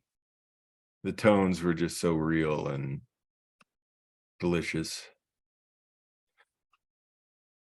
Yeah, the Zen Master. This is no Photoshop. She's standing on a ladder in a 30-foot dress that my friend made, which we're shooting for. We created these big billowing flaps of fabric out here, which are tied on the end of 2 fishing poles, 2 people running off the side. We have a fog machine in the back. We have 2 lights going through 2 grids in the back. We spent the afternoon stringing hundreds of little LED lights into my trees. And we did the painting like on her chest. I don't know whether you can see it. It's all diamonds on her chest and they're all shining. The hair is all floofed out. We've got a weed blower, a leaf blower behind blowing the hair up. So all this stuff is happening and you have to like go through all the steps. And then at the last minute, I was like, oh my God, wait. I grabbed some excess LED lights and I'm like, okay, so this is I think it was a 2-second exposure. And I was like, okay, the strobe's going to stop that. The LED lights are that. The front strobe's going to stop her. So she'll be stopped. Okay. So the technician got out of the way and in stepped the dreamer. It's like, what do we want to say here? Oh, we want to, like, she's catching the light. The light is coming to her. And it's like, oh, well, we don't know whether she's throwing it or catching it, right? Because there is no reverse on a single frame. So I was like, okay, here's what we're going to do. Patrice, you're going to hold these little LED lights. And on the count of 3, better scoot up. On the count of 3, I want you to just go and come back down. She's like, okay, got it. We made 1 frame for the shoot and we were done. It worked. Like it just worked. There was no reason. And at the last minute, well, this is the funny part too. On the left side of the frame where the LED lights go up, there's that big ball of fabric. At the last minute, the hairstylist's son decides, I'm just going to throw this ball of fabric in the air. It wasn't even part of the plan. And he like threw it up in the air. And I'm just like, wow, okay, whatever. What was that about? And it just turned into the frame. And we all looked at it and we decided it's like, no, we're done. One and done. And we had a trash can of PBRs after that. It was awesome. Polaroid film, making statements, shooting the stars out of focus on purpose, and then in focus for the second exposure with a red light over the bottle. Playing around. This is the Badlands workshop I do. And we play at night out there. The stars are, well, you guys know stars here in Oregon. I used to go to French Glen all the time and photograph the stars down in the Steens, and I miss it. And I think it was the Iris, you had a photo, the last one, was that the Metolius River? Yes, it was. Yes. As one of my favorite bodies of water. We fished that every month of the year. Loved it. And I love that shot. Being ready with your camera, your Zen Master, just, it also has to get you ready with conversation. I literally was pulling over for directions on my phone, and I'm sitting here and my kid is like, dude, look at this guy that you parked next to. And I'm looking at directions on the phone, and I look over and I see this guy. I'm like, holy shit. Grabbed the camera on the dash, hopped out, and they're like, what are you doing? I'm like, I'm gonna go talk to him. So I hopped over and talked to him. We started talking. I'm like, hey man, you have the most incredible look. And I just sold it. And he's like, yeah, man, you can make a photo. I don't care. And I'm like, I had already made the photo. Right. So the other photos, he's like aware I'm here and everything. I'm just pointing as we're talking over here. And he kind of looks over and click. And it's like, hey, do you mind? And just interrupt his thought pattern by, can I make a photo? And he's like, yeah. And then he invites me inside. And he's like, you can't take pictures of my pot plants because, pot plant ain't legal here. And I'm like, I know that. It's okay. Being ready. This is the streets of Mardi Gras, like in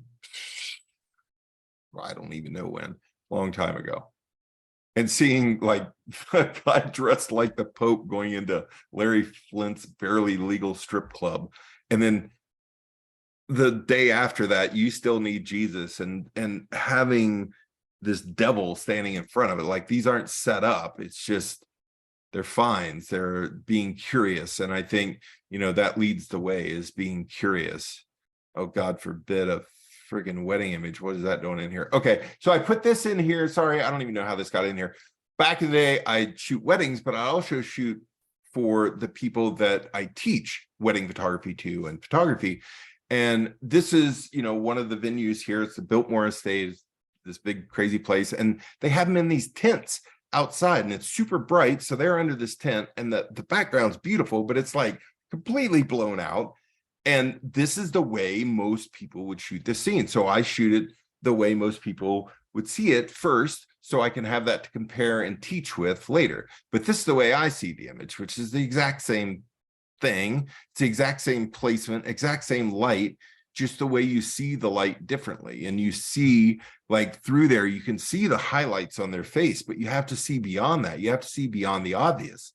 And getting past that is where honing these 5 archetypes will take you. And it's like, and it has taken me. I'm not, but they get these just amazing things. And I didn't know he was going to, you know, hold the rings up. And now we can, like, even if it was like this, you'd barely be able to see the rings. And now we have this beautiful silhouette of the rings, and we know what's going on. Same with, like, just bridesmaids sitting around in the room. They're like, do we need to turn the lights on? You want us to open everything? And it's like, no, I want everything shut down. I want 2 pieces of light. That's it. Everything else off. So the videographer instantly hated me when I came into the room. They're just like, what am I supposed to do? And it's like, get creative. And I'd be an asshole about it, because I'd keep it like this, because this gave the mood. I don't know what those 2 guys did, but it was a bad day at the wedding. And this was a bad day. That's the groom staring me down. I don't know why these are in here, actually, but that one always cracked me up. He was, I don't know. And I said it to him, I'm like, dude, what's this about? And he's like, oh my God, was I making that face? I'm like, yeah, look at your wife. Like, it was an intense Germans, you know. Tampa, Florida, I got hired to shoot a maternity session while I was down there. And we went out to Tampa Bay, which one of my photography buddies, Ryan, lives down there in Tampa. And he's like, well, we can just take her out to the bay. It's really nice out there at sunset. I'm like, okay. We get out there, and he's like, you bastard. He's like, I live here. And every time I come out here, it's just like this chop on the water, and you get this pristine, like super smooth, no wind. And I'm like, yeah, whatever. And so I get her out into the water, and I'm like, I was just going to do this silhouette with her. Like, it was going to be very simple. It was going to be a little tighter. But as soon as I get this set up, I catch something out of the corner of my eye, and I look, and this pod of dolphins are coming. I'm like, you gotta be shitting me. And I'm like, Ryan, check it out. He's pissed. He's totally pissed. And so I yell out to Kylie, lost my light, the pregnant lady, and I tell her, okay, on the count of 3, I just want you to just hop in the water. And so I'm watching these dolphins, I'm watching her, and I get one shot at this, right? And they're coming. I'm like, hop.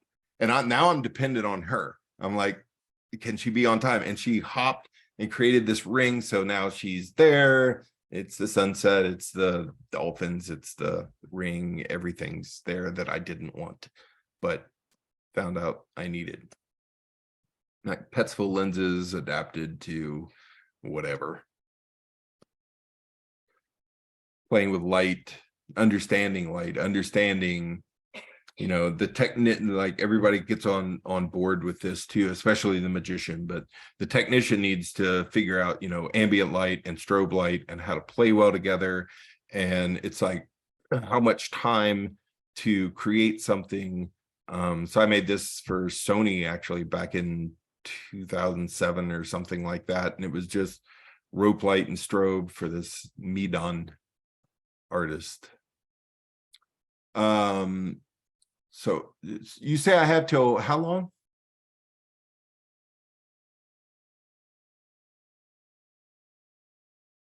Can anybody hear me? Sorry about that. I forgot to demute.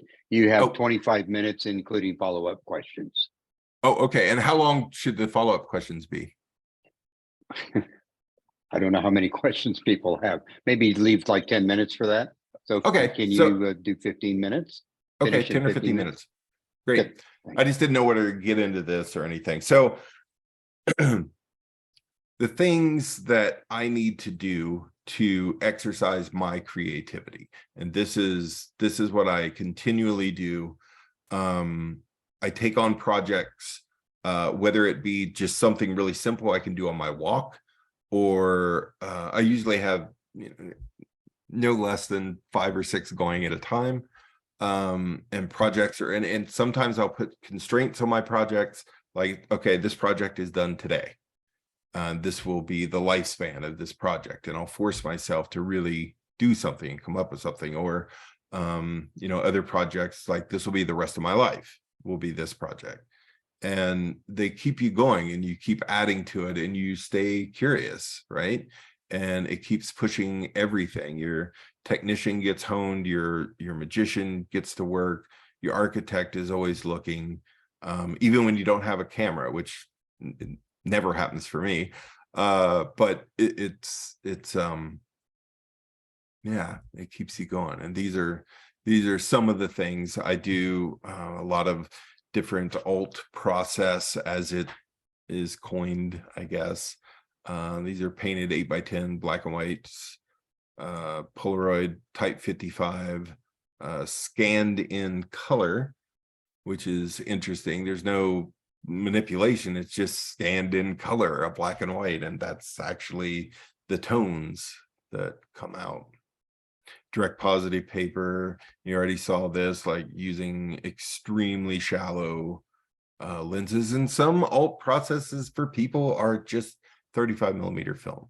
And I did a whole thing for PPA last year or 2 years ago during the pandemic on digital alt processes, and they gave me rights to that. So if you would like to see it, it's like an hour and a half long. It's on my YouTube channel, just my name. I think you can find me there maybe. But it's a pretty cool thing on alt process in the digital era. These are all what I call sacrifice prints.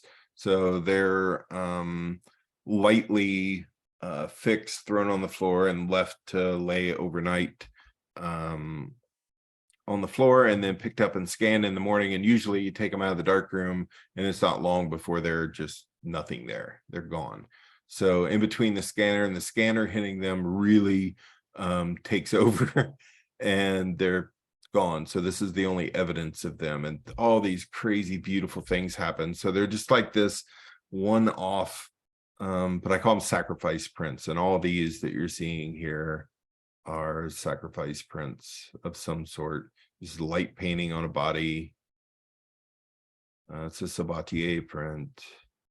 This is me playing around with Jello and my developers that I've concocted, so it gives the viscosity, and I can really paint on it to create something different. And then the one step, right? And then one step, it's also a Sabatier print, so on paper.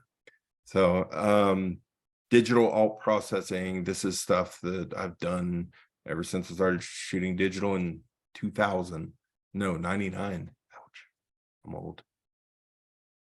And these are just photographs printed and then rephotographed with different elements of a different story. Like that's a leaf on top of a print, and then rephotographed, a leaf on top of a print.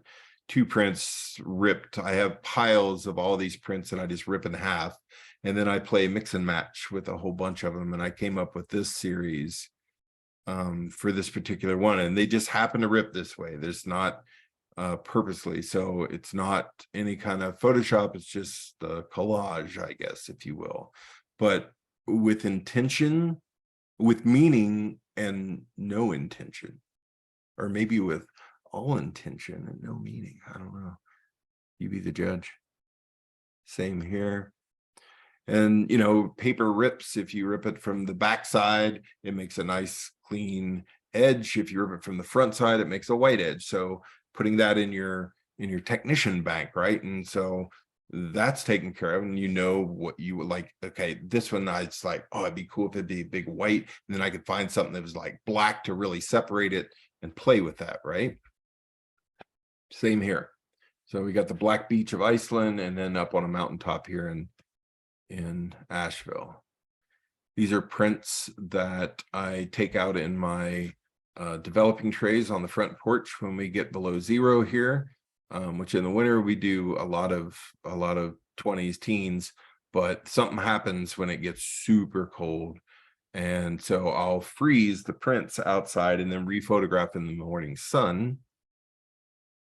This is during a thawing process. So this is actually in coffee and water mixed, frozen, and then an air bubble got trapped under the ice and created this like a seashell, right? Like, I can't make this shit up. It's like all the little cracks in the ice, and even the edge you can see is kind of wobbly and strange. And this is the way I print these, and and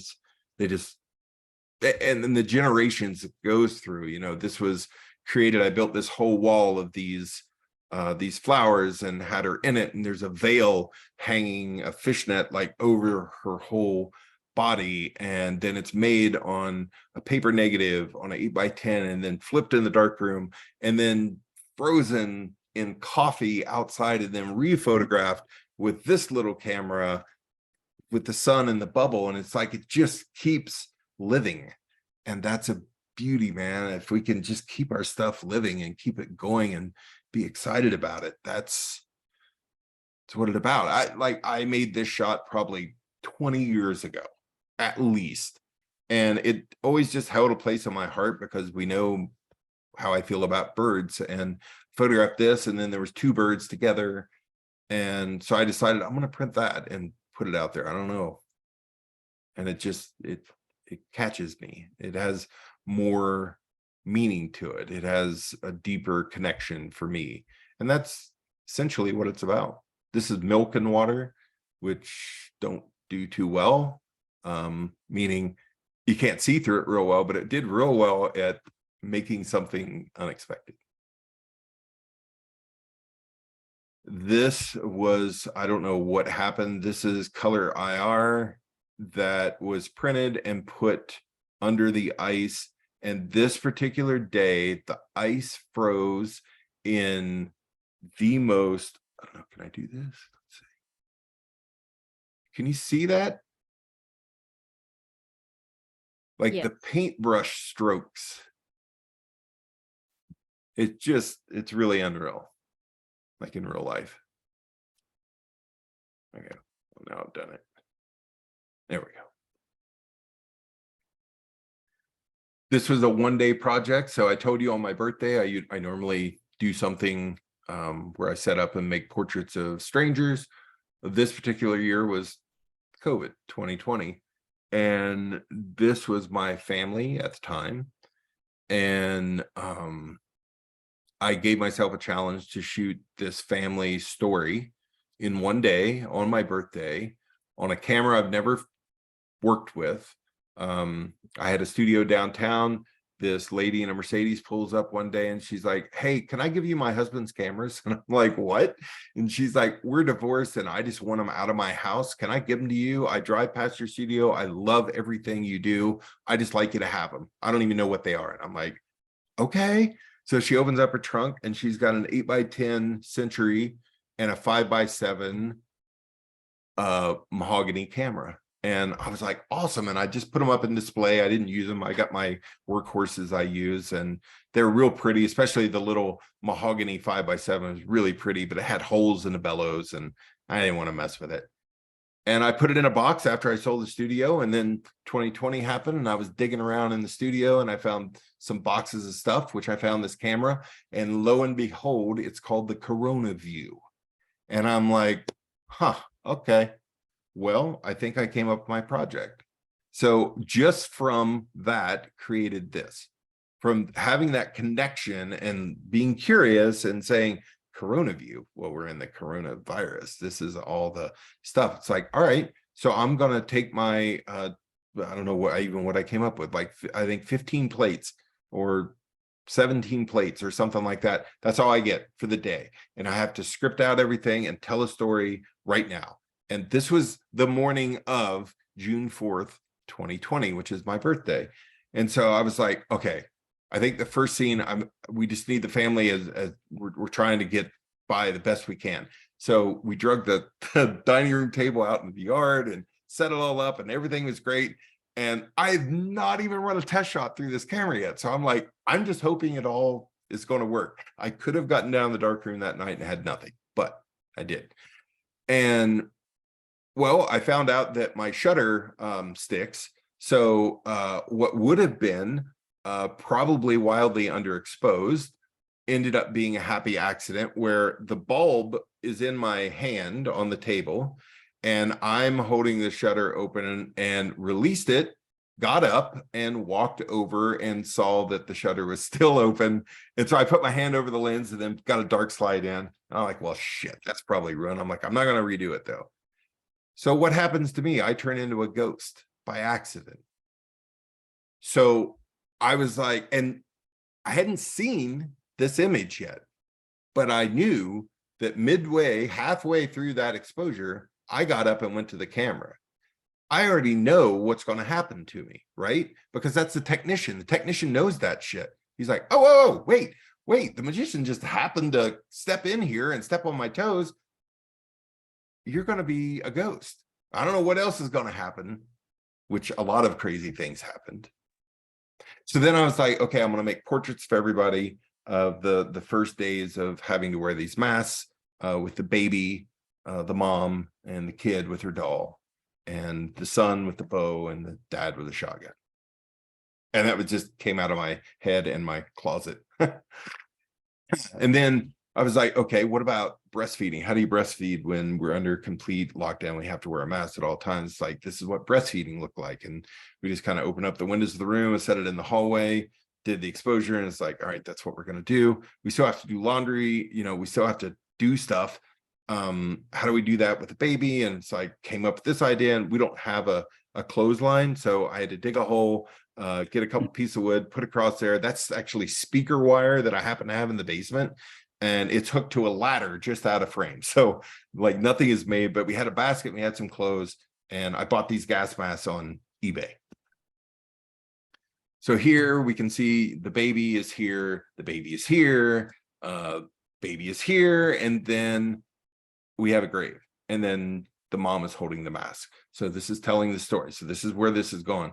And this is the slow demise of a family of COVID. We have to grow our own food, grow a garden. So we built this garden. Still plan that we just happen to have this park right across the river here that's just old, and it's like it looks like Chernobyl or something out here. But we're still eating spaghetti at the table. We're still playing in the pool. Got the one grave up there. Still playing. I'm trying my best to get by here. Learn to pray. We have 2 graves now, and we have a kid that's alone, floating in a pool. We have a dad handing down knowledge. This is all like bellows distortion, like the one of the I love this one where the bellows have the holes in them, so they're projecting like the pine trees in my backyard like on the frame and everything. It's just absolutely beautiful. My death portrait, which was really hard to make. My death. My poor kid having to drag my fat ass up the hill. The Reaper painting mother, digging a new grave. And this is like a light leak here of some sort, but I just love that the mother, and then it's a light leak right by her grave, like that's her ghost coming in. I don't know. This boy having to bear his whole family gone. He's to the end of the world. He decides it's time to take off the mask. Yeah. Okay. I think Awesome. that's enough for today. Bite off more than you think you can chew. We got a few minutes for questions. Does anybody have some questions they'd like to ask Parker? Yeah, I have one. Parker, where are you? Where'd you go? Yep, There you I'm here.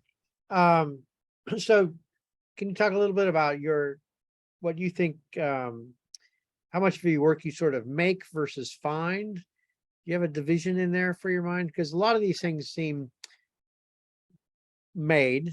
You don't just happen upon these things. So is that always a piece of your work, or do you sometimes just find things? Oh, I find things all the time. Well, Like what's that? I guess you find the landscapes, but the rest seems somewhat made. Oh golly. Well, it depends. Yeah. Like some things are so unbelievably there that it felt made for me. I do conceptual work for sure, where I have the scene and I set everything up and like everything's just so. And then another side of me is just an observer, but an observer that likes to clean up with the camera, likes to cut other things out and show the way I feel about that scene or that time. And I say feel more than see when I talk about photography, because to me, that's my connection with it. And as greedy as it sounds, like this is all for me, and it always has been, and it always will be. And I'm getting a lot better at sharing and not being a stingy asshole, but it's all for me. And it's like, well, maybe that's what I teach. What if I can get somebody to that level of like, yes, this is for me, this is personal, and it becomes something greater than you ever thought it could be, and things just appear to you. Right on. Well, yeah, I guess like the mind, let's see, the progression of what you thought about with the axe guy and the tree, for instance. Yep. So is that like, as you see a tree one day and you thought, I'm going to come back with the guy with the axe, or? Oh no, that was me. That was me with the axe. I was driving across the country. I saw this tree. I saw the plateau, and I was like, okay, that tree has a story. And it's like, so I parked, and I looked, and I'm like, yeah, I'm gonna have lunch. So I drive a Sprinter van all over the place, and it's my mobile studio and sleeping quarters and everything. And so I made lunch, and I sat there. I remember I had 2 boiled eggs, and I was sitting there eating my boiled eggs, and I was looking out the door at this tree, and I'm just like, there's something about this tree. What is this tree? Like, what does it stand for? It's like, how many more lone trees am I ever going to shoot? That's the playground of the photographer. I remember starting out like lone dead trees, especially. Fuck, sign me up. That's $1 million artwork right there. You're going to sell millions of them. And there's something about that. Okay, one more step, which is what I try to teach people, is like, learn how to take one more step on your own without being asked to. Like, this is your hall pass. You can do whatever you want. Like, push it one more step. How do I push it one more step? And having that thought in my mind, it's like, okay, it's the last tree. Well, what if it was the last tree on earth? Like, it's the last tree on earth to me. I can't see anything here, right? We're in the middle of a desert out there. And it's like, what if the last tree was going to be exterminated? Thinking about, I had just left Oregon and seen all the trees and seen the devastation of the fires, and on my home turf. I know we used to have fires every year out there, and it was just part of it. But when it hits your homeland, it's tougher, right?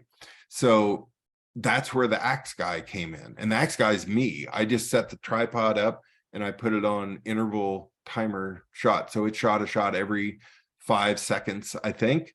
And I preset the focus. I had manual focus lens and set it to the tree because I wanted me to be out of focus. It's a medium format. So for me to be out of focus there, I'd still have to be at like f5.6 or f8. And I'm still, not super sharp, and I want a little bit of movement. So I want to, shoot it at like a 60th, 125th of a second on a medium format. And technician, right?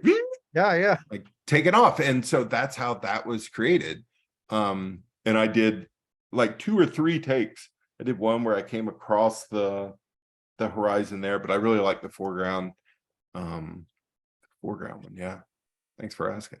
That's the perfect answer to that question. So thank you for doing. Oh, really? Oh my Well, yeah, God. because That what was a I'm trying long to- way around. I just wanted to hear that sort of progression of your mindset for one of these pictures. And so that was cool. So we Yeah, have I time for can- maybe one more question if somebody has anything else they want to ask. Mia. Yeah. How hung up do you get in post-processing? Or none? Hardly at all. Hardly at all. Yeah, hardly at all. I mean, I do some if I screw up, which is very rare. No, I do screw up. But like with a JPEG, it's it's a very fine line. You have to get it really close, especially on the cameras that I shoot. You have to get them right in there. But they're also mirrorless, so what you see is what you get. And if you can't do that, then you don't know how to see, or you need practice in seeing. It's not the camera, right? So that's the other thing, is like taking who said that? Take time to see, take time to look. Yep. Somebody said that. So yeah, I don't do much post-processing. I used to do shit tons of it. Worked for Adobe, helped build Lightroom.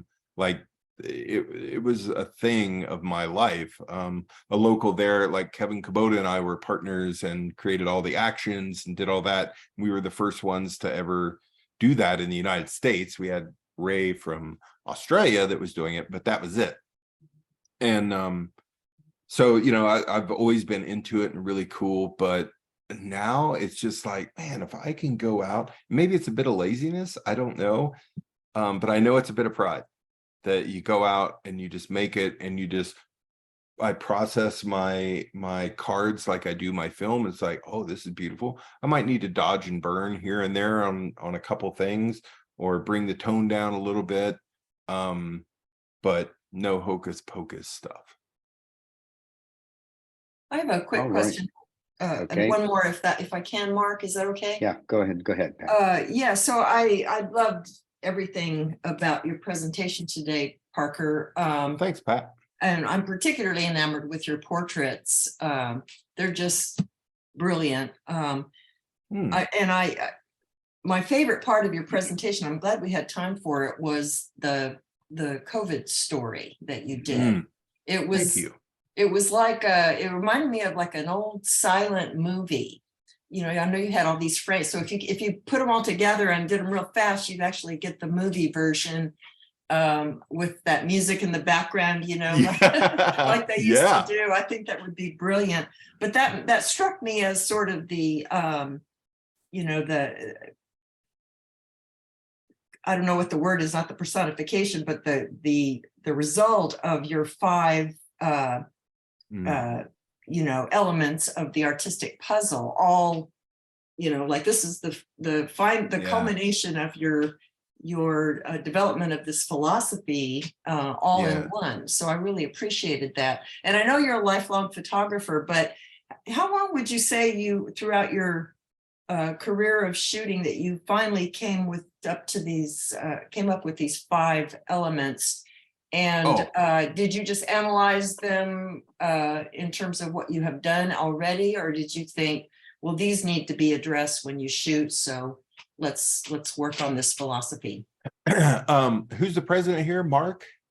Mark Yes, is. yes. Mark, am I allowed to be completely honest with this answer, sir? Absolutely. Okay. Well, Wow. the 5 archetypes were actually made in Oregon. They were made Ecola State Park above Cannon Beach. Right. Or no, it was just down the road, Cascadia Ball, the research center that's way out in all these old growths. I decided to eat a couple mushrooms, and I was teaching a workshop the next day, and one thing I like to do is keep things fresh and switch it up. So I don't teach the same workshop ever. And I was like, I want to do something different for this next week. So literally I had nothing in my head of what I was going to do to teach these people that were coming in tomorrow. Right. And so I was like, well, I just need a little help. So I ate some mushrooms and I went into the forest and got in with this herd of elk, and they were just all around me. And I was just sitting there and couldn't believe it, but it was real. And I was like, wow. And I started thinking about like, the magician, like the magician in me that just brings this shit to life. Like if I dream it, it'll happen. Like it's crazy in my life. It's always been that way. And I'm just uber aware, like I'm aware and curious. And so that the magician got the ball rolling, and it's like, well, what else makes me, and it's like, holy shit, this could be the workshop. This could be the workshop. So I literally tried the concept out on the group on day one, the very next day. And I had written them down while I was in the woods, which were really runny because it was pouring down rain in there. And I'm trying to write and shut the book and write and shut the book. And I love telling the story. Thank you, Pat.